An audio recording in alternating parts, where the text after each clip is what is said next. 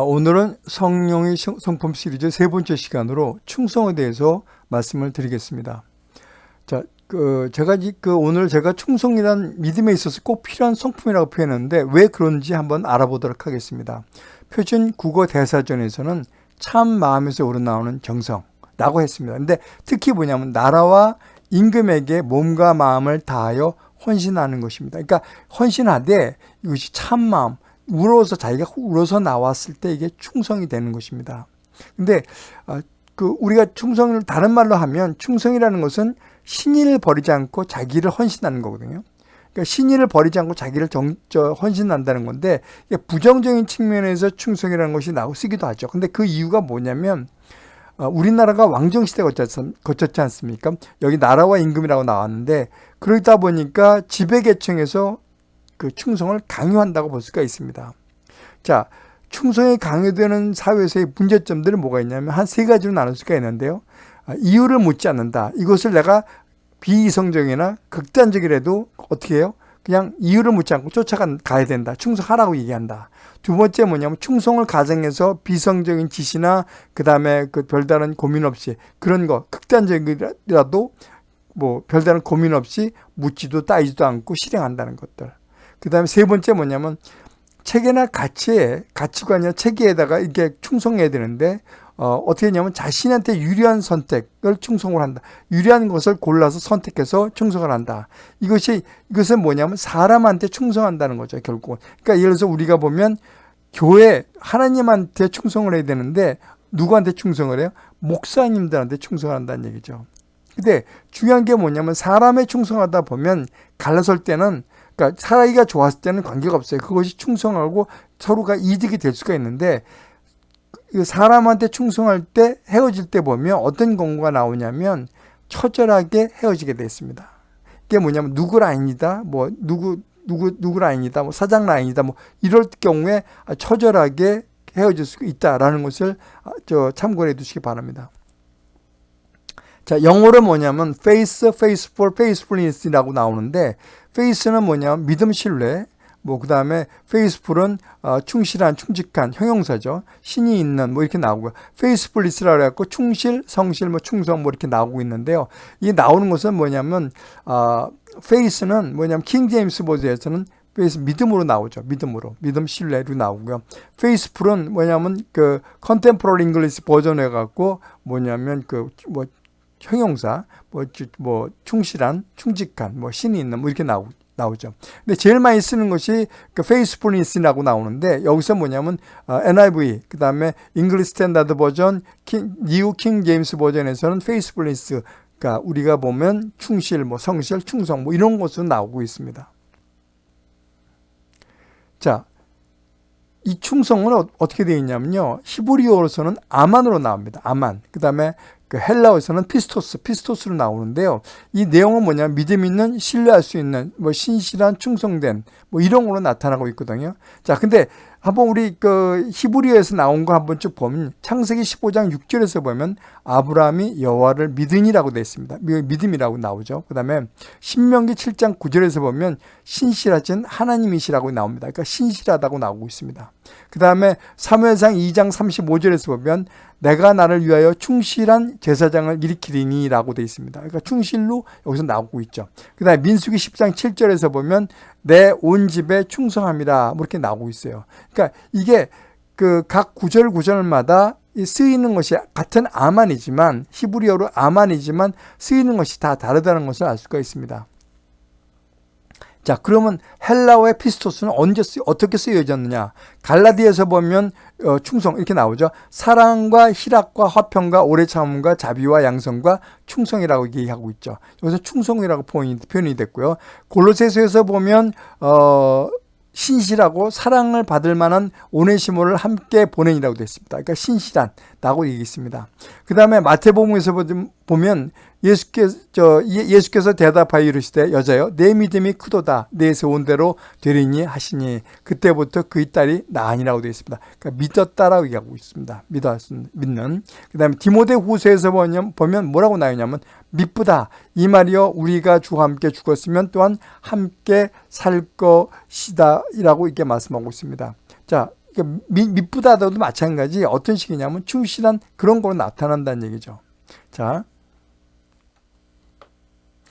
그러면 우리가 충성이라는 거 개역개정에서는 충성으로 나오죠. 사랑의 열매는 성령의 열매는 사랑과 희락과 화평과 오래 참음과 자비와 양선과 충성이라고 얘기하고 있지만 공동 번역에서는 뭐라고 내냐면 사랑, 기쁨, 평화, 인내, 친절, 선행, 진실. 양선도 마찬가지 어떻게 되어 있습니까? 선행으로 나와요. 선행으로. 여긴 선함. 세 번역에서는 선함으로 나오고 여기는 뭐로 나오냐면 신실로 나와요. 그다음 현대인 성경에서도 마찬가지 신실함으로 나오고 있습니다. 그러니까 우리가 이 나오기 전에 개역개정이 나오기 전에는 진실, 신실 뭐 이런 걸로 쓰여 있고 그다음에 개역개정이 나오고서는 충성으로 나왔다는 것을 참고로 알아두시기 바랍니다. 그러면 전부 다 이것을 요약해서 얘기하면 어떻게 되느냐? 자, 그럼 한번 보십시다. 앞에서 본 것처럼 뭐냐면 우리가 보면 신실과 진실로 보통 해석했잖아요. 신실이라는 건 뭐예요? 경고해서 믿을 수 있는 것을 뜻합니다. 근데 왜 개역개정에서는 충성이라고 그랬을까요? 충성이라는 뜻은 뭐냐면 몸바쳐 순종하다는 의미인데 그럼 뭐예요? 왜 그렇게 한 이유가 뭘까? 자, 성경에서 충성이란 과정이 아니라 결과를 나타내는 단어라는 것을 우리가 알 수가 있습니다. 또한 충성의 대상이 누구냐가 중요하다는 것을 알 수가 있습니다. 이것을 전부 다 요약해 보면 내가 하나님을 굳게 믿으니까, 하나님을 진실로 믿으니까, 신실하게 믿으니까 나는 충성하게 되었다는 의미입니다. 그러니까 이것이 전제하고 이것이 결과로 보면 됩니다. 그러니까 과정이고 결과로 본다고 볼 수 있습니다. 자, 충성의 대표적인 사람이 이그나티우스, 데오포로스, 그 다음에 포리가 우리가 얘기하는데요. 이 사람들은 그러니까 베드로, 바울이 다 죽고 난 다음에 그 다음에 나온 사람들, 그런 다음에 교회 지도자들을 우리가 속사도라고 얘기하는데 그 이유가 뭐냐면 사도 시대는 우리가 제자들, 12제자들 바울 이걸 사도 시대라고 얘기하고요. 속사도 시대는 제자들이 다 죽고 난 다음을 속사도 시대라고 얘기하고요. 그때문에 속사도 교부 시대라고 하는 이유가 뭐냐면 교회의 아버지를 속사도 교부 시대라고 얘기하고 있습니다. 이 이그나티우스 데오포로스는 헬라인으로 추정이 되고요.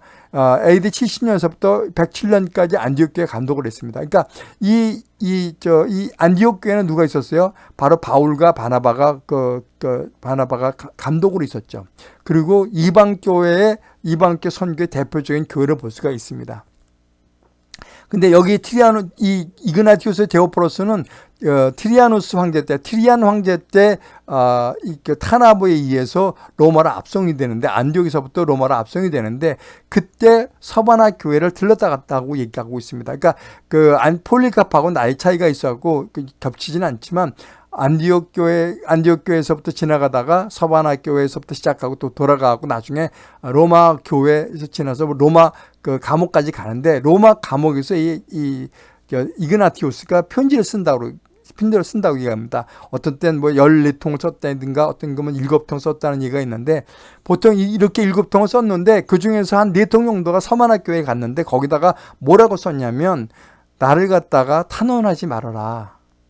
또 로마 교회도 그렇게 했답니다. 그 이유가 뭐냐면 로마 교회 같은 경우 특권층이나 영향력 있는 사람들이 많이 있었다고 합니다. 그래서 그 사람들이 이 이그나티우스 데오포로스를 갖다가 탄원해서 사면을 시키면 자기는 예수님의 제자로 죽는 것이 안 되니까 나 순교하고 싶다. 난 이들한테 이렇게 난 죽고 싶다.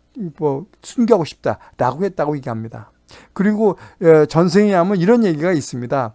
이 마태복음 18장 3절처럼 이르시되 진실로 너희에게 이르노니 너희가 돌이켜 어린아이들과 같이 되지 아니하면 절단코 천국에 들어가지 못하리라. 그때 예수님 무릎에 앉았던 것이 이그나티우스 데오포로스라고 얘기하는 그런 얘기가 있습니다. 그걸 참고해 두시기 바라고요. 그 다음에 폴리갑에 대해서 한번 얘기하는데 폴리갑은 정말 우리가 존경할 만한 그런 사람이었죠. 이 사람은 뭐냐면 속사도 교부시대 사람이었고요. 안디옥 교회 출신이었고 AD 80년에서부터 165년까지 살았지 않았겠냐 이렇게 추정을 하고 있고요. 115년에서부터 150년까지 서바나 교회 감독을 했다고 얘기합니다. 근데 여기서 보면 한 86년 정도 되죠. 왜 그러냐면 그 당시 로마 감독, 로마 저 재판관으로 온 총독이 뭐라고 얘기했냐면, 이 사람 나이가 86세고 머리가 하얗고 막 나이가 드셨으니까 뭐냐면, 불쌍하니까 이런 얘기를 했다고 합니다. 내 앞에서 예수를 부인하십시오. 그리고 그러니까 황제한테 충성을 다하겠다고 얘기하면 내가 사면시켜 드릴게요. 살려 드릴게요. 라고 했다고 얘기합니다. 근데 그 당시에 폴리갑이 뭐라고 얘기했냐면, 아니, 내가 86년 동안 나는 예수님을 섬겼는데, 그런 날 한 번도 나를 버린 적이 없는데 어떻게 그를 모른다고 얘기할 수 있겠습니까? 그렇게 얘기를 했다고 얘기합니다. 나 주님을 욕되게 하지 마십시오. 그리고 그 총독한테 그렇게 얘기했답니다. 총독님도 예수를 믿고 구원받으시죠. 그렇게 얘기를 했답니다. 그 말을 안 들으니까 이제 이 그 불을 화형을 시키려고 장작을 태워놓고서 이렇게 그 불을 태웠다고 얘기합니다. 근데 장작이 이 폴리갑 주위를 싸지 않고 다 피해갔다고 얘기합니다. 그러니까 결국은 폴리갑 죽이는 것을 갖다가 실패를 했죠. 그래서 칼로 찔러서 죽였다고 얘기하고 있습니다. 그랬더니 이 칼로 죽이는 이 피가 이 불을 다 꺼뜨렸다고 그런 얘기가 있습니다. 참 대단하신 분이라고 좀 보고 있습니다. 정말 대단한 분이죠. 자, 그럼 충성에 대해서 한번 얘기하겠습니다. 자, 충성에서는요, 이 성경에서 충성하는 사람이라고 딱 지정해서 얘기한 사람이 있습니다. 그게 누구냐면 모세입니다. 자, 민수기 12장 3절 7절을 보면 이 사람 모세는 온유함이 지면의 모든 사람보다 더하더라. 내 종 모세와는 그렇지 아니하니 그는 내 온 집에 충성함이라. 그렇게 온유하다고 충성하다고 정말 하나님이 딱 찍어서 얘기한 사람이 바로 모세입니다. 자, 히브리서 3장에서 보면 이렇게 나옵니다. 그는 자기를 세우신 이에게 신실하시기를 모세가 하나님의 온 집에서 한 것과 같이 하셨으니라고 되어 있습니다. 그러니까 신실하고 충성하다고 얘기를 했죠. 여기서 보면 아만으로 나오죠. 아만. 그 다음에 피스토스. 충성. 그러니까 어떤 때는 갈라디아서 5장 22절에서는 충성으로 나오고요. 여기서는 신실하다고 해석되어 있습니다. 그러니까 참고를 해 주시기 바라고요. 자, 하느님이 온유하고 충성스럽다고 인정한 모세에 대해서 한번 보겠습니다. 자, 우리가 이 전 시간에도 봤지만 이 사람 모세는 온유함과 지면의 모든 사람보다 더하더라. 그래서 얘기하고요. 여호와께서 너희 세 사람은 회막으로 나오라 얘기하고, 그 다음에 6절에서 보면 너희 중 선지자가 있으면 나 여호와가 환상으로 그를 나에게 알리기도 하고 꿈으로도 그와 말하기도 하거니와 내 종 모세와는 그렇지 아니하니 그는 내 온 집에 충성함이라. 이게 구스 여자를 취하다 보니까 미리암과 아론이 막 모세를 비방했죠. 그때 이 사람들한테 미리암과 아론을 갖다가 얘기한 내용이 바로 이 내용입니다. 그래서 그때 뭐라고 했습니까? 모세는 온유하고 그 다음에 충성한 사람이다 라고 찍어서 말씀을 하셨죠. 근데 이제 이게 충성한 온유한 그 사람이 왜 문제가 있었느냐? 이거예요, 바로. 여호와의 거룩함보다 분노를 참지 못한 모세라고 제가 제목을 달았는데, 이게 가네스 바니아에 이제 도착을 했죠. 가네스에 도착을 했는데, 근데 미리암이 거기서 죽고, 근데 회중에서 보니까 거기에 물이 없는 거예요. 그러니까 모세하고 아론한테 그런 얘기야. 막 얘기하는 거예요. 너희가 여기로 데리고 와서 우리 죽게 만드는 거야? 그렇게 얘기를 한 거죠. 그러니까 여호와께서 모세에게 말씀하십니다. 그래서 뭐라냐면 지팡이를 가지고 내 형 아론과 함께 회중을 모으고 그들의 목전에서 너희는 반석에게 명령하여 물을 내라. 그러니까 그냥 명령만 하고 얘기했습니다. 지팡이를 치라는 얘기도 안 했습니다. 근데 어떻게 해요? 모세가 화가 난 거예요. 그러면서 뭐라고 했냐면 이 반역한 너희들아, 반역한 인간들아, 우리가 너희를 위하여 이 반석에서 물을 내랴. 그러면서 모세가 그의 손을 들어 그의 지팡이로 반석을 2번 치니 어떻게 얘기했어요? 여기는요, 그냥 말로 하라고 그랬어요. 목전에서 그냥 명령하라고 그랬어요. 말로 하라고 그랬어요. 근데 2번 치고 솟아오는 회중과 그의 짐승들이 이제 왔었다고 얘기하는데, 그러면서 무슨 얘기를 했냐면 이렇게 얘기합니다. 여호와께서 화가 나신 거예요. 자, 여호와께서 모세와 아론에게 이르시되 너희가 나를 믿지 아니하고, 뭐예요? 명령에서 그냥 말로만 하라고 했는데 뭐예요? 나를 믿지 아니하고 이스라엘 자손의 목전에서 내 거룩함을 나타내지 아니한 거로 이 회중을 내가 그들에게 준 땅으로 인도하여 드리지 못하게 하리라 하시니라고 얘기합니다. 전 무슨 얘기예요? 나 화나니까 못 들어가겠어 할 거야. 그러니까 결국은 누구만 들어가요? 여호수아 갈렙만 들어가고 모세 자체도 가지 못하는 거예요. 온유하고 충성하다고 얘기받은 그 모세조차도 들어가지 못하죠. 자, 시편 106편 32절에 보면 이렇게 나와요. 그들이 또 무리바물에서 여호와를 노하시게 하였으므로 그들 때문에 재난이 모세에게 이르렀나니 이는 그들이 그의 뜻을 거역함으로 말미암아 모세가 그의 입술로 망령되이 말하였음이라고 이게 나오고 있습니다. 그들이 그의 뜻을 거역했다. 모세와 아론이 여호와의 뜻을 거역했다는 얘기죠. 여러분, 우리는요, 이런 거가 있어요. 우리는 지도자를 잘 만나야 되기도 하겠지만, 우리는 우리가 어떤 성도들, 우리 리더를 쫓아가는 그 사람들도 잘 만나야 된다는 것을 우리가 여기서 볼 수가 있습니다. 자, 우리가 홍해를 가를 때 모세는 백성들이 불충함에 따라서 가나안에 못 들어갔죠. 이집트 왕 바로를 잘못 만남에 의해서 모두가 수정되어 버렸다는 얘기죠. 교회 목사님도 잘 만나야 되지만 목사들은 성도도 잘 만나야 된다는 것을 꼭 기억해 두시기 바랍니다. 자, 아무 허물도 찾지 못한 다니엘에 대해서 얘기하겠습니다. 그러니까 이 사람도 다니엘들은 충성된 사람이죠. 모세도 마찬가지 충성된 사람이었고요. 근데 이 다니엘을 보면 뭐냐면 이렇게요. 자, 다니엘 6장 4절에 보면 다니엘을 고발할 근거를 찾고자 하였으나 그 다음에 어떻게 해요? 그가 충성되어 아무 그릇됨도 없고 아무 허물도 찾지 못했다고 얘기하고 있습니다. 그 내용이 뭐냐면 이거예요. 다니엘이 다리오 왕 때 다니엘이 칙령을 얘기하죠. 왜냐면 이 사람들이 뭐냐면 다니엘을 갖다 잡아들이기 위해서 흠을 찾기 위해서 뭐냐면 절을 못하게끔 기도를 못하게끔 딱 만들었어요. 그래서 왕이 칙서를 만든 거죠. 금령을 만들어서 30일 동안 누구든지 왕 외에 어떤 사람에게도 기도를 하고 절을 하면 안 된다. 그래서 어떻게 했어요? 그걸 어길 시에는 사자굴로 던져버리겠다고 얘기한 겁니다. 그래갖고 다리오 왕의 칙서 금령을 딱 받은 거죠. 조장을 찍어갖고요. 근데 다니엘은 어떻게 됐어요? 다니엘은 이 조서와 관계없이 이 칙령과 관계없이 뭐예요? 알고도 올라가서 골방에 가서 윗방에 가서 이 예루살렘을 향해서 하루에 3번씩 무릎 꿇고 기도를 했어요. 그렇게 하나님께 감사했어요. 그러니까 어떻게 됐어요? 이놈들이 다리오 왕의 부하들이 딱 했죠. 네가 금령을 어겼어? 그래갖고 왕한테 얘기했죠. 다니엘을 끌어다가 사저굴에 던져 넣어버리는 거죠. 그러니까 왕도 할 수가 없는 거예요. 왜냐하면 그들이 자기가 도장 찍고 그렇게 하면 사자굴로 집어넣는다고 자기가 명령을 했기 때문에, 도장을 찍었기 때문에. 그러니까 어떻게 해요? 다니엘은 사자굴로 갈 수밖에 없죠. 근데 다리오 왕이 너무너무 다니엘을 좋아했기 때문에, 사랑했기 때문에, 그 다음에 다리오 왕 자체도 다니엘이 믿는 하나님을, 여호와를 믿었기 때문에, 대단하신 분이라는 것을 믿었기 때문에 어떻게 해요? 다니엘이 죽는 게 너무 싫었던 거예요. 그래서 19절에 보면 왕이 새벽에 일어나 급히 사자굴로 가고 소리쳐갖고 얘기해요. 야, 너 살았니 안 살았니? 물어보는 거예요. 그랬더니 다니엘이 다니엘이 다 살아있는 거예요. 근데 중요한 게 이거예요. 다리오 왕이 이런 얘기를 하죠. 내가 항상 섬기는 내 하나님이 사자들에게서 능히 너를 구원할 거라고 얘기하고 있어요. 스스로 다리오 왕의 여호와를 믿는 거예요. 스스로가.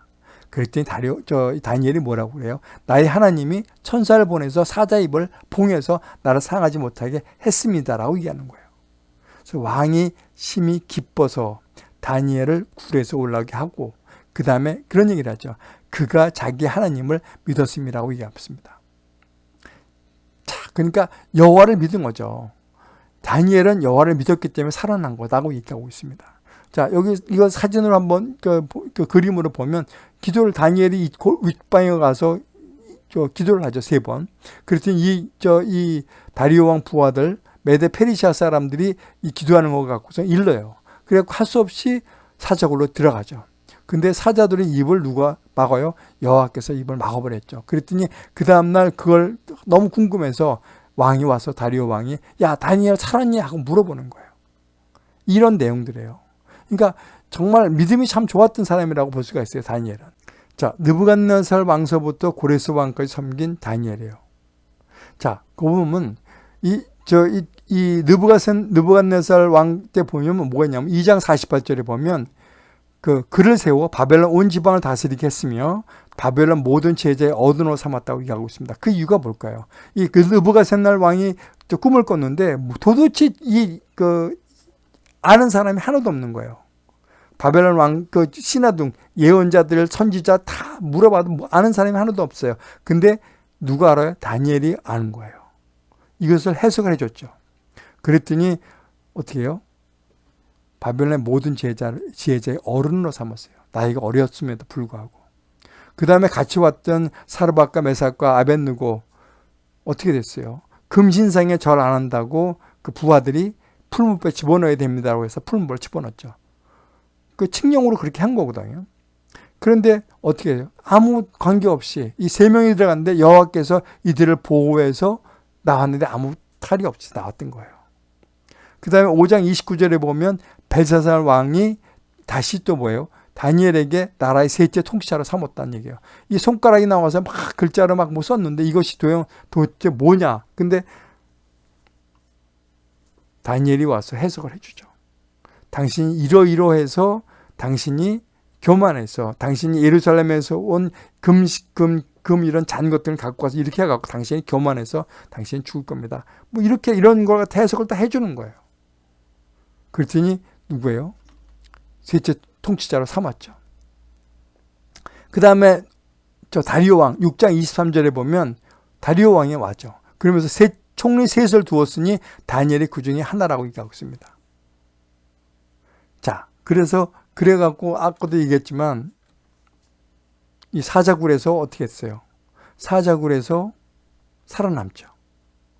자, 고레성도 마찬가지예요. 6장 28절에 보면 다니엘이 다리오 왕 시대에서부터 바사왕 고레스 왕의 시대에 형통하였다라고 되어 있죠. 여기까지도 마찬가지 다니엘이 형통했다는 얘기죠. 자, 모세는 하나님이 인정을 해줬고요. 이 다니엘은 하나님이 있는 것서부터, 그러니까 느부갓네살 왕서부터 시작해갖고 고레스 왕까지 정말 하느님만 믿고 충성했기 때문에 결국 이들한테도, 이 왕들한테도 나라가 바뀌었음에도 불구하고, 왕이 바뀌었음에도 불구하고 기용되었고 높은 자리에 앉아 있었던 거죠. 자, 하나님의 말씀 있었던 여호수아 갈렙을 한번 보겠습니다. 정말 대단한 사람들이죠. 자, 민수기 13장에서 보면 이렇게 되어 있습니다. 가나안 땅 가네스바냐에 도착을 했죠. 거기 가갖고 정탐을 하러 나가게 되는데 각 지파에서 12명, 한 명씩 뽑아서 12명을 갖다 뽑아서 나와서 가네스바냐 거기를 정탐하러 나가죠. 40일 동안 정탐을 했는데 그중 10명이 와서 뭐라고 얘기했냐면 그 땅 거주민은 강하고 견고하고 힘이 클 뿐만 아니라 그렇기 때문에 우리는 그 백성을 치지 못할 것입니다. 우리는 우리보다 무지무지 강합니다. 라고 얘기한 거예요. 그리고 거기서 네피림을 본 거죠. 거인들을 보았나니 우리는 스스로 보기에도 메뚜기 같았습니다. 이 거인들이 봤을 때 우리가 봤을 때 메뚜기 크기밖에 안 된다는 얘기죠. 그렇게 10명들이 그렇게 얘기를 한 겁니다. 근데 여호수아와 갈렙은 뭐라고 얘기했습니까? 이스라엘 자손이 온 회중에서 말하여 이르되 정탐한 땅은 심히 아름다운 땅이라. 그러니까 우리 10명, 10지파, 에브라임 지파, 유다 지파를 제외한 10명은 어떻게 얘기했어요? 나쁜 것만 본 겁니다. 근데 이 여호수아와 갈렙은 뭐라고 얘기했어요? 여기는 심히 아름다운 땅이라. 근데 그 땅을 우리에게 주셨다. 여호와께서. 그러니까 너희들은 여호와를 거역하지 말아라. 그 백성을 두려워하지 말아라. 그들이 거인이었지만 네피림이었지만 두려워하지 말라. 그들은 우리 먹이라. 그렇죠. 그러면서 여호와는 우리와 함께 하시느니라. 가장 중요한 게 여호와는 우리와 함께 한다고 얘기를 한 거예요. 자, 여기서 보면 여호수아가 이런 신명기에서 이런 얘기가 나와요. 1장 21절에 보면 너희 하나님 여호와께서 이 땅을 너희 앞에 두셨은즉 너희 조상의 하나님 여호와께서 너희에게 이르신 대로 올라가서 차지하라. 두려워하지 말라. 주저하지 말라. 딱 이렇게 얘기를 하는 거예요. 이게 여호와께서 이런 얘기를 한 거죠. 그러니까 너희는 두려워하지 말라고 얘기하는 거예요. 온 회중이 그들을 어떻게 해요? 돌로 치라고 얘기하고 있습니다. 왜요? 하나님이 그 안에 누가 있어요? 여호와 하나님이 들어가 있지 않기 때문에 그런 거예요. 자, 여호수아 14장 6절에서 10절 말씀 한번 보면요. 여기 뭐냐면 갈렙 얘기가 납니다. 이제 여호수아가 이제 다 땅을 분배하려고 왔을 때 갈렙이 그런 얘기를 하는 거예요. 여호수아 앞에.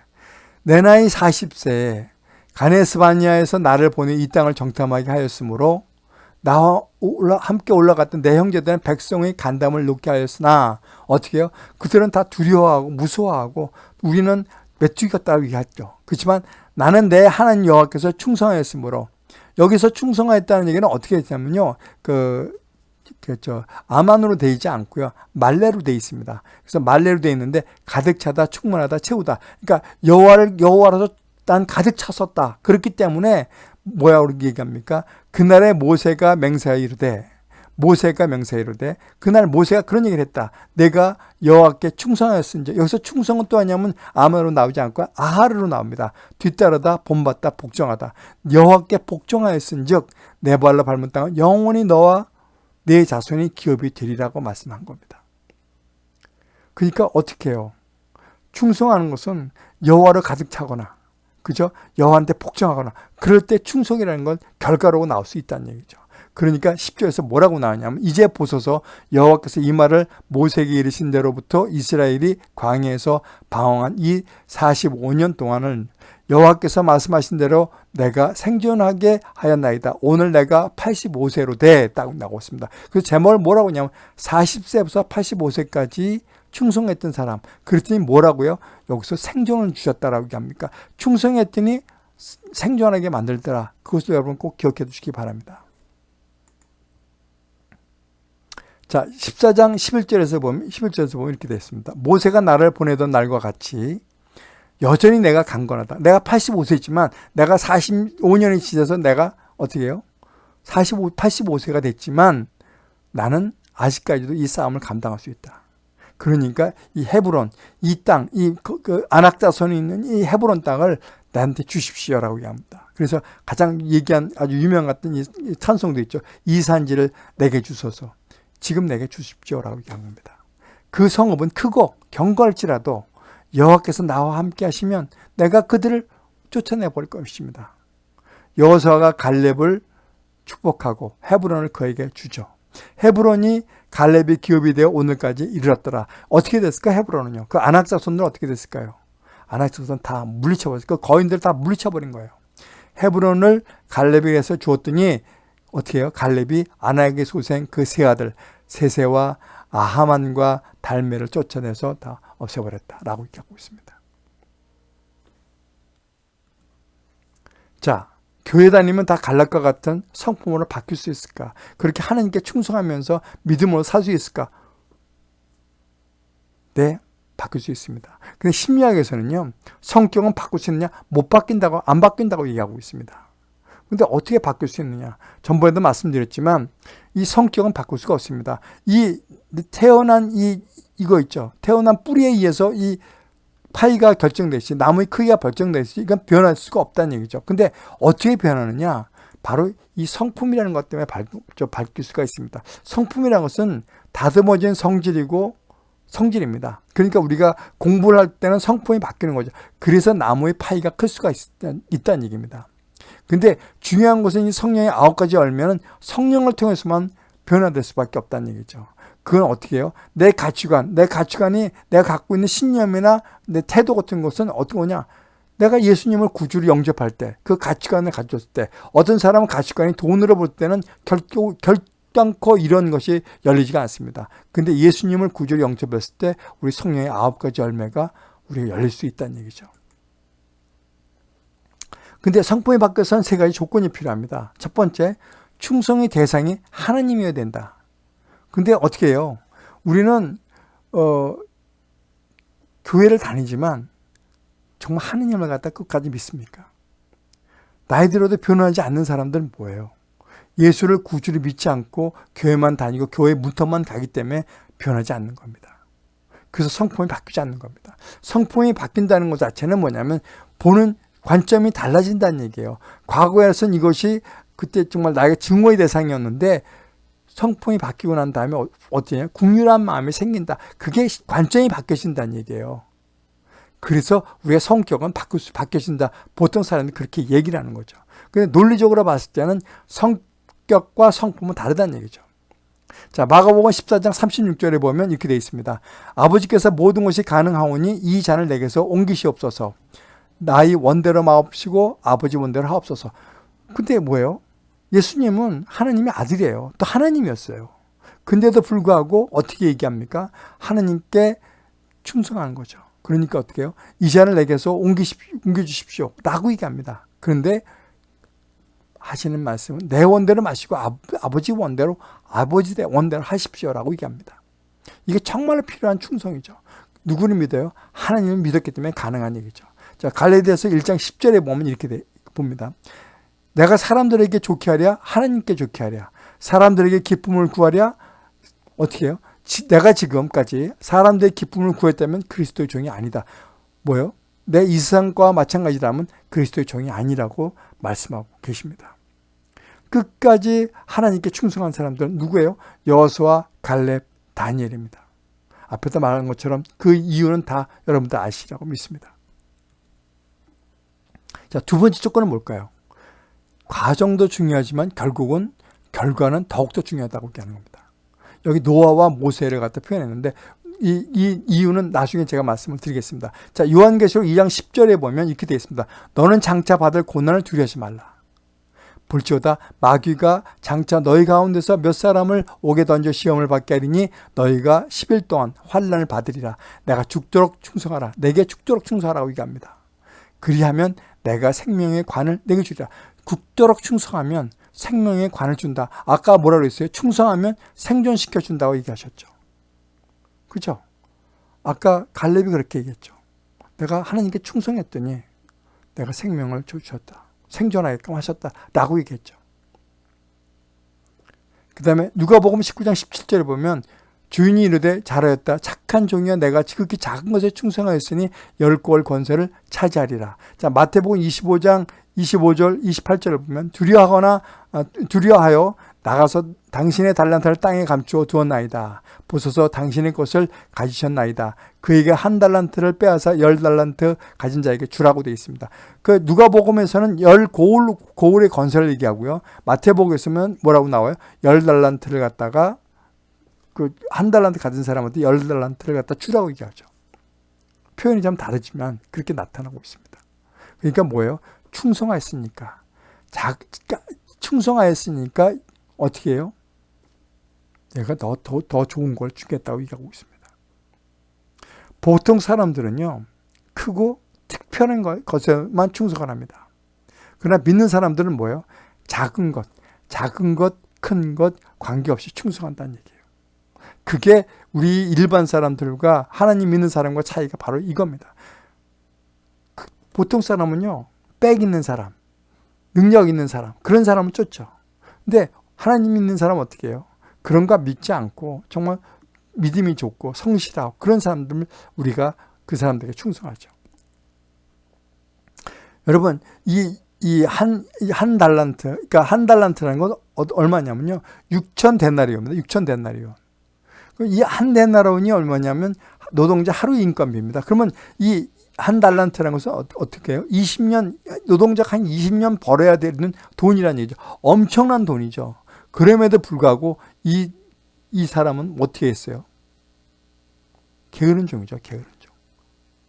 그러니까 그 많은 돈을 받았음에도 불구하고 그걸 갖다 불리지 못하고 그냥 땅에 묻어놨다는 얘기죠. 자, 그 내용에 대해서 한번 자세히 알아보겠습니다. 자, 악한 게으른 종과 착한 종에 대해서 한번 알아보는데요. 여기서 보면 24절에 보면 자, 이게 나옵니다. 여기서 보면 종들이 불러갖고 이제 그 주인이 종들을 불러갖고 이렇게 얘기하죠. 너는 5달란트. 여기서 보면 각 그 재능대라고 얘기하고 있습니다. 재능대로 5달란트, 2달란트, 1달란트 다 주고 떠났죠. 근데 5달란트 받은 그 종은 불려갖고 장사해서 10달란트를 만들어냈고요. 2달란트는 4달란트를 넘겼어요. 그러니까 뭐라고 얘기했습니까? 아까 23절 얘기했을 때 아까도 마찬가지 적은 일에 충성했음에 내가 주인의 즐거움에 참여할지어다 라고 얘기하고 있습니다. 자, 여기서 보면 고린도전서 4장 2절에 보면 사람이 마땅히 우리를 그리스도의 일꾼이요 하나님의 비밀을 맡은 자로 여길지어다. 뭐라고 얘기해요? 그리스도의 일꾼들은 자, 뭐라고 얘기합니까? 그리고 맡은 자에게 구할 것은 충성이라고 얘기하겠습니다. 그리스도 일꾼들에게 구할 것은, 갖고 해야 될 것은 충성이라고 얘기합니다. 그러니까 어떻게 해요? 적은 일이나 큰 일이나 관계없이 어떻게 해요? 충성해야 된다고 얘기하고 있습니다. 자, 그런데 한 달란트 받은 자는 어떻게 해요? 주인은, 당신은 굳은 사람이라고 얘기했습니다. 굳은 사람이 뭐예요? 왕과하고 거친 사람, 왕과하고 거친 사람이라고 하나님을 오해하고 있는 거예요. 왜요? 하나님은 우리를 갖다가 심판한다고 생각하니까 굳은 사람이라고 얘기한 겁니다. 그래서 심지 않은 데서 거두고 해치지 않은 데서 모으는 줄로 내가 알았다고 얘기합니다. 심지 않은 데서 어떻게 거둬요? 그리고 뿌리지 않은 데서 어떻게 모을 수 있어요? 그러니까 하나님을 오해하고 있는 거예요. 그러니까 하나님을 정말 완고하고 고집세고 사기꾼 같은 그런 사람이라고 생각하는 거예요. 아무것도 없는데 만들어내라고 얘기하는 그런 사람으로 생각하는 거죠. 그래서 내가 두려워서 당신의 달란트를 땅에 감추어 두었나이다라고 얘기하고 있습니다.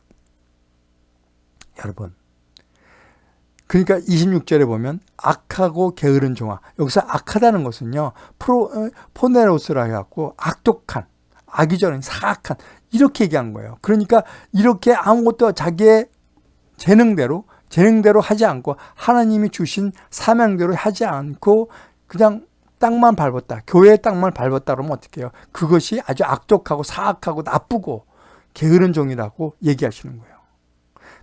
나는 심지 않은 데서 거두고 해치지 않은 데서 모으는 줄 내가 알았느냐라고 얘기한 거예요. 나 사기꾼 알았냐라고 생각하는 거예요. 그러니까 하나님은 뭐냐면 그 많은 것을 우리한테 줬음에도 불구하고 우리가 그 많은 걸 받았다고 생각을 못 하는 거예요. 20년 동안 그 노동자 품값을 갖다 줬는데도 불구하고 받은지 모른다고 생각하는 거예요. 그래서 악한 종이라고 얘기한 겁니다. 하나님은 얼마나 많이 남겼냐고 말씀하지 않습니다. 5달란트를 남겼든지 2달란트를 남겼든지 관계없어요. 근데 적은 일에 충성했다고 얘기하고 있습니다. 중요한 것은 하나님의 뜻을 이루었느냐 아니면 하나님의 뜻을 이루었느냐 자신의 뜻을 이루었느냐 그거 차이라고 얘기하는 겁니다. 중요한 게 바로 그겁니다.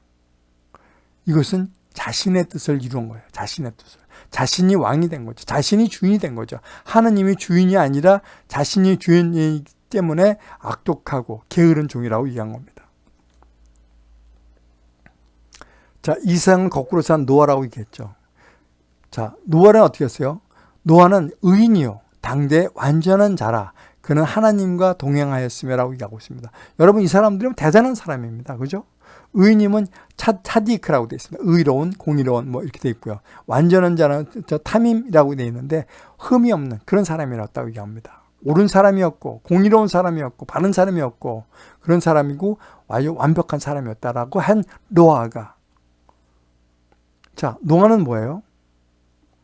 아까도 말씀드린 노아는 의인이요 당대 완전한 자다. 하나님과 동행했던 사람이다. 이 배를 만드는 노아의 방주를 만들 때 하나님의 명령을 받고 만들었죠. 만들고 나는데 어떻게 됐어요? 만들고 나서 보통 뭐 어떤 사람에다 틀리지만 80년, 100년, 120년 뭐 이렇게 해서 만들었다고 얘기하죠. 그렇게 만들었는데 어떻게 됐어요? 다 만들고 노아의 방주에서 노아가 다 끝나고 나서 가서 물이 다 빠지고 난 다음에 하나님께 제사를 올리고 그러고 난 다음에 어떻게 했어요? 노아가 농사를 시작하여 포도나무를 심었더니 포도주를 마시고 취하여 그 장막 안에서 벌거벗은지라고 나옵니다. 여러분 한 번 마셔갖고 술이 취했을까요?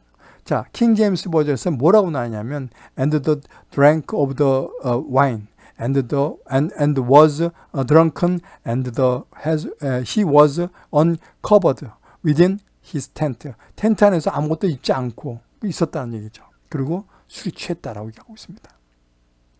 근데 여기서 뭐냐면 더 와인이라고 얘기했습니다. 그냥 오브 와인이 아니라 더 와인이라고 했던 이유는 노아가 자주 술을 마셨다는 것을 우리가 알 수가 있습니다. 자, 가나안의 아버지 함이 그의 아버지의 하체를 버리고 있으니까 함이 가갖고 딱 봐서 아버지, 형, 동생아, 야, 아버지 저 벌거벗고 잔다? 딱 이렇게 한 거예요. 그러니까 샘과 야벳이 가갖고 뒤 돌아서서 옷을 가져다가 덮었죠. 아버지가 딱 일어났어요. 일어나갖고 그 내용을 알고 어떻게 했어요? 작은 아들이 자기에게 행한 일을 알고 가나안은 저주를 받아 그 형제들이 종들의 종이 되기를 원하더라고 얘기한 거예요. 자, 이 내용이 뭘까요? 왜 노아는 이 작은 아들을 저주했을까요? 왜 가나안을 저주했을까요? 이 어떤 사람들은 이것이 동성애라고 얘기하는 경우도 있고요. 동성애로 인해서 이렇게 저주를 받았다는 얘기도 있고요. 또 한 사람은 또 뭐냐면 그래서 흑인들은 노예로 살아야 된다는 어떤 그런 얘기를 하는 사람도 있습니다. 근데 좀 다른 관점으로 보면 이거예요. 노아가 왜 아들을 저주하지 않고 가나안을 손주를 저주했을까? 손주는 얼마나 이쁠까요? 그죠? 이쁜데 가나안을 저주한 이유는 제가 봤을 땐 이렇게 볼 수가 있어요.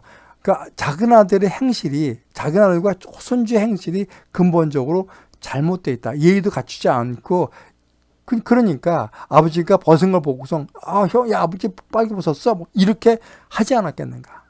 근데 첫째 아들과 막내 야벳은 셈과 야벳은 그렇지 않았다라고 얘기하는 거예요.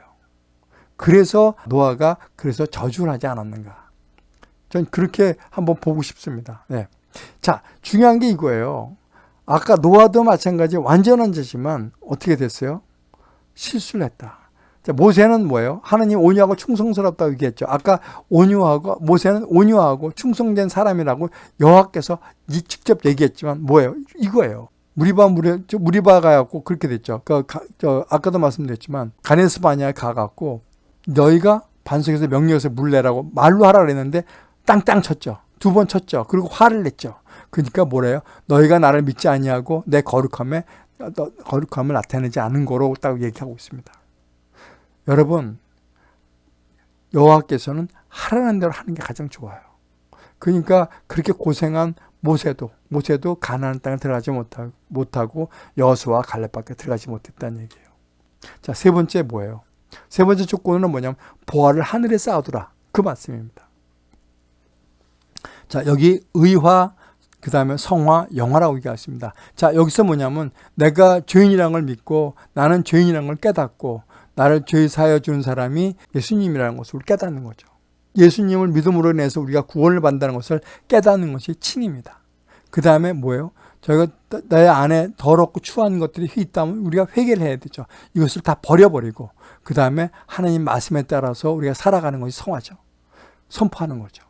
그리고 영화는 뭐예요? 영원한 삶을 우리가 얻을 수 있는 것이죠. 그래서 이런 단계를 얻을 수 있다는 얘기죠. 자, 그래서 뭐냐면 마태복음 6장에 보면 이렇게 되어 있습니다. 너희를 위하여 보물을 땅에 쌓아두지 말라. 거기에는 좀과 동록이 해하며 도둑이 구멍을 뚫고 도둑질 아니라. 그래서 너희는 보물을 하늘에 쌓아두라고 얘기하고 있습니다. 내 보물이 있는 그곳에 내 마음도 있느니라. 한 사람이 두 주는 섬기지 못할 것이니 하나님과 재물을 겸히 섬기지 못하니라. 라고 말씀하고 계십니다. 자, 그거 대표적인 게 뭐냐면 어디다 썼어요? 땅에다가 보화를 감춰둔 가룟 유다를 한번 보겠습니다. 자, 여기서 요한복음 6장에서 보면 그 오병이어의 기적을 나타내죠. 여기서 보면 보리떡 2개와 물고기 5마리 돼갖고 이 많은 사람들 갖다 먹여주죠. 그죠? 그러고 난 다음에 지나간 다음에 뭐냐면 가버나움으로 가죠. 너희들은 먼저 가라. 예수님은 산에 가서 기도를 하고 계시죠. 그러면서 뭐냐면 마태복음 14장 28절에 보면 베드로가 딱 가는데 풍랑이 막 있으니까 배가 막 우동을 치는 거예요. 그런데 딱 가다 보니까 누가 바다 위를 막 걷고 오는 거예요. 그러니까 베드로가 딱 보니까 딱 이런 얘기를 하죠. 만약 주님이시거든 나를 명하여 물 위로 오라 하십시오. 그러니까 바다 위를 걷게 해주십시오라고 얘기한 거예요. 그랬더니 예수님이 오라고 얘기했거든요. 그랬는데 어떻게 해요? 예수님을 바라고 갔을 때는 물에 빠지지 않았는데 풍랑을 보고 너무 무서워서 풍랑을 바라보다가 결국 물속에 빠져버리죠. 자, 그래갖고 가버나움으로 해갖고서 일단 가죠. 가버나움으로 가죠. 그리고 가버나움 가서 회당에서 말씀하신 내용이 6장 27절부터 29절 말씀이죠. 자, 27절에 보면 썩을 양식을 위하여 일하지 말고 영생하도록 있는 양식을 위하여 하라고 얘기합니다. 그러니까 어떻게 하면 하나님 일을 할 수 있습니까? 그래서 어떻게 하면 하나님 일을 할 수 있습니까? 물어보죠. 그죠? 그랬더니 하나님께서 보내신 일을 믿는 것이 하나님 일이라. 나를 믿는 것이 영생을 얻는 것이라고 얘기하고 있습니다. 자, 그런데 보면 기적과 이적을 보고도 보물을 땅에 쌓아오던 가룟 유다라고 제가 제목을 썼는데요. 자, 6장 15절에서 쭉 보면 이렇게 되어 있습니다. 자, 15절을 보면 그러므로 예수께서 그들이 와서 자기를 억지로 붙들어 임금으로 삼으려는 줄 사무는 줄 아시고 라고 혼자 산으로 떠나 가시니라. 딱 그러고 난 다음에 제자들은 배를 타고 가버나움으로 가라고 했죠. 자, 여기서 뭐냐면 임금으로 삼으는 줄 아시는데 임금으로 삼으려는 거 어떻게 해요? 거절했죠. 나는 그런 거 아니야 라고 얘기했단 말입니다. 34절에 보면 주여 이 떡을 항상 우리에게 주소서라고 하는 이유가 뭐냐면 이 32절에 이런 얘기가 나오죠. 32절에 모세가 하늘로부터 떡을 준 것이 아니다. 이것은 아버지께서 너에게 떡을 준 거야. 그러니까 하나님 떡은 하늘에서 내려서 세상에 생명을 주는 거야. 그랬더니 이 떡을 주십시오라고 한 거예요. 주여 이 떡을 항상 우리에게 주십시오. 그랬더니 35절에 뭐라고 하냐면 나는 생명의 떡이니 내게 오는 자는 결코 줄이지 아니할 터이요 나를 믿는 자는 영원히 목마르지 아니하리라고 얘기합니다. 그러니까 나는 생명의 떡이고 그런 거야. 그렇게 얘기를 하신 겁니다. 그러나 너희는 나를 보고도 믿지 않는다라고 얘기하십니다. 자, 그러면서 63절에 보면 살리는 것은 영이요 육은 무익하니라. 그러니까 너희 중에도 믿지 않는 자들이 있느니라고 얘기하고 계십니다. 자, 그러니까 이런 얘기를 해요. 자, 65절에 보면 여기서 빠졌지만 너에게 말하기를 내 아버지께서 오게 하여 주지 아니하시면 누구든지 내게 올 수 없다. 하느님이 해주지 않으면 딱 해서 이 사람이 맞다라고 해주지 않으면 할 수 없다라고 얘기합니다. 그러니까 66절에 보면 그때부터 그의 제자 중에서 많은 사람이 떠나가고 그와 다시 함께 다니지 아니하더라. 이때 뭐냐면 이렇게 임금으로 삼으려는 사람들은 다 떠나가 버린 거예요. 근데 중요한 게 뭐냐면 이게 요한복음 6장이죠. 66절이에요. 그러니까 그게 뭐예요? 바로 666이에요. 이게 뭐냐면 666이 되면 결국은 어떻게 돼요? 떠나간다는 얘기죠.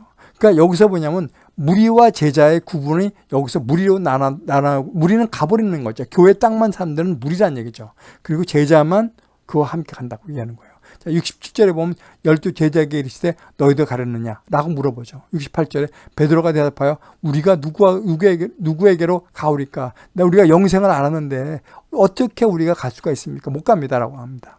그러나 70절에 이런 얘기죠. 그러나 너희 중에 한 사람은 마귀니라고 되어 있습니다. 그리고 누구예요? 그게 바도 가룟 유다라는 것을 가리키는 거죠. 자, 가룟 유다가 은 30에 예수님을 팔죠. 그리고 배사장들과 같이 그 군대들과 같이 가갖고 예수님의 키스를 하면서 예수님이라는 것을 확인시켜 주죠.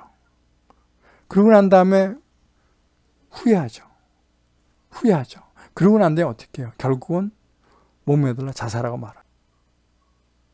자, 보면 교회 문턱만 밟는 사람들은 종교인이라고 얘기했거든요. 자, 여기서 보면 칭이라는 게 뭐예요? 내 안에 뭐가 있어요? 맨 처음에 이게 닫혀 있으면 일반 사람들은 내가 죄인인가 아닌가를 알 수가 없어요. 내가 음행하거나 그런 걸 알 수가 없는 거예요. 내가 죄인이라는 걸 알 수가 없어요. 근데 내가 예수님을 영접하고 예수님을 구주로 영접하고 나서 보니까 내 안에 죄가 많은 거예요.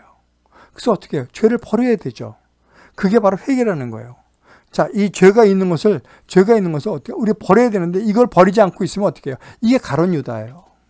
가룟 유다는 자기 안에 욕심이 있다는 것을 알았어요. 이 욕심이에요. 결국은 내가 예수님 임금이 되지 내가 한 자리 얻을 수 있어 라고 생각한 거예요. 자기 자신이 주인이라는 게 된 거예요. 근데 그것을 버리지 않기 때문에 후회만 하고 결국은 자살한 거예요. 근데 베드로는 어떻게 했어요? 3번 부인했어요. 내가 죄인이라는 것을 깨달았어요. 그러고 난 다음에 어떻게 했어요? 회개를 한 거예요. 아, 내가 잘못했다. 그것을 안 거예요. 그래갖고 내 죄를 전부 다 버려버린 거예요. 더러운 욕심과 두려움, 그걸 다 회개한 거예요. 그래서 진정으로 예수님을 영접한 거예요. 내 구세주는 나를 구원해 줄 사람은 예수님밖에 없다는 것을 안 거예요. 자, 디도서에 보면 1장 16절에 보면 그들이 하나님을 신하나 행위로는 부인했다는 얘기죠. 가룟 유다도 마찬가지예요. 나 예수님 믿어요 라고 했지만 행위로서는 부인했다는 얘기죠. 그런데 마태복음 7장 21절에 보면 나더러 주여 주여 하는 자마다 다 천국에 들어갈 것이 아니요 어떻게 해요? 다만 하늘에 계신 내 아버지 뜻대로 행하는 자라야 들어갈 수 있다라고 말하고 있습니다. 그래서 어떻게 해요? 교회 문턱만 밟는 사람들은 결국은 종교인밖에 수 없다.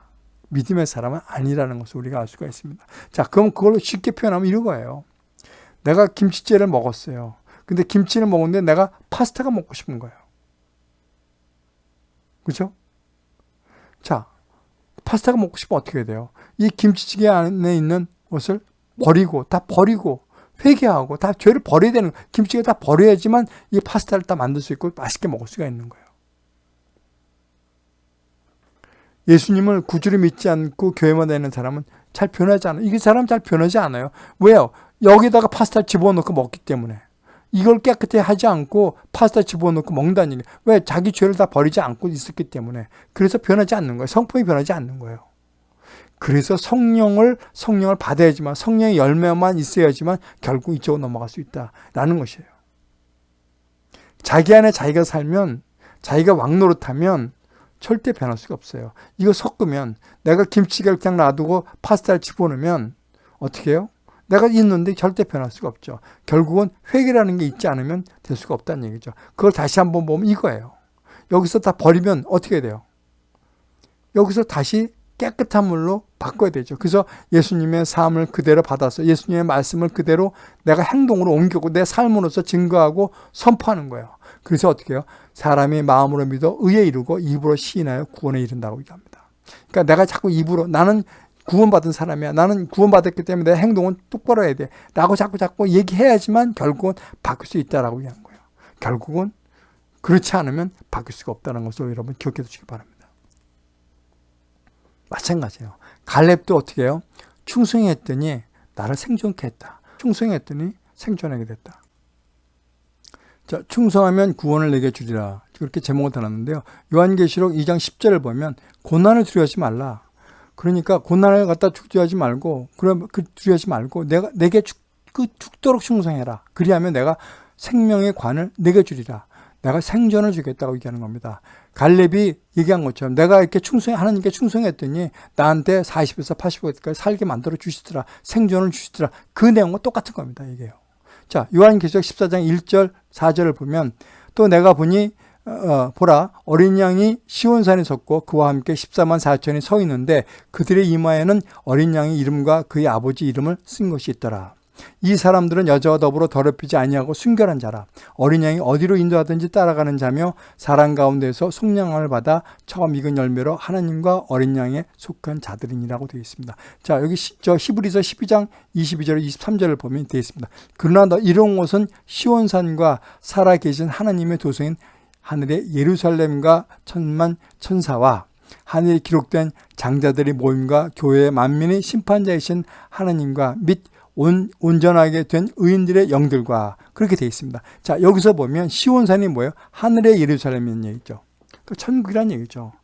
자, 어린 양이 하늘의 예루살렘, 천국에 섰고 그와 함께 14만 4천이 서 있는데 그들이 이마에는 어린 양의 이름과 그의 아버지 이름을 쓴 것이 있더라. 자, 이 사람들은 여자와 더불어 더럽히지 않은 순결한 자라고 얘기하고 있습니다. 자, 어린 양이 어디로 가든지 따라가는 자면 어떻게 해요? 끝까지 충성한다는 얘기죠. 어디로 가든지 따라가는 자면 끝까지 팔로우 한다는 얘기죠. 충성한 사람이면 사람 가운데서 성령을 받아 교상을 받아 처음 익은 열매로 하나님과 어린 양에 속한 자들이라. 처음 익은 열매가 뭐예요? 여기서 나오는 하늘에 기록된 장자들의 모임인 얘기죠. 첫 열매가 뭐예요? 첫 열매는 장자들의 모임이죠. 그래서 온전하게 된 의인들의 영들과 자, 어린 양에 속한 자들이라고 얘기하고 있습니다. 그러면 얼마든지 날 충성하면 어디 가든지 충성하면 너는 시온산에 있을 것이라고 얘기하고 계십니다. 이 내용을 여러분 잘 기억해 두시기 바랍니다. 자, 말씀을 정리하겠습니다. 충성에서 성령의 열매, 충성에서 배우는 레슨은 뭐예요? 끝날까지 하나님께 충성하라. 그리하면 영원한 생명을 얻을 수 있느니라. 여러분, 자, 아까 말씀하셨죠. 충성하면 생존을 주신다고 얘기하셨죠. 자, 마태복음 7장 13절 14절 말씀을 보면 좁은 문으로 들어가라. 멸망으로 인도하는 문은 크고 그 길은 넓어 그리로 들어가는 자가 많고 생명으로 인도하는 문은 좁고 길이 협착하여 찾는 자가 적음이라. 좁은 문으로 들어가라. 고난을 갖다가 끝까지 충성해라. 그죠? 고난이 오더라도 충성해라. 그러면 어떻게 해요? 생명을 주겠다. 그 내용을 얘기하신 것입니다. 자, 우리가 이것을 알고 끝까지 충성하는 우리 모두가 되기를 예수 그리스도의 이름으로 축복합니다.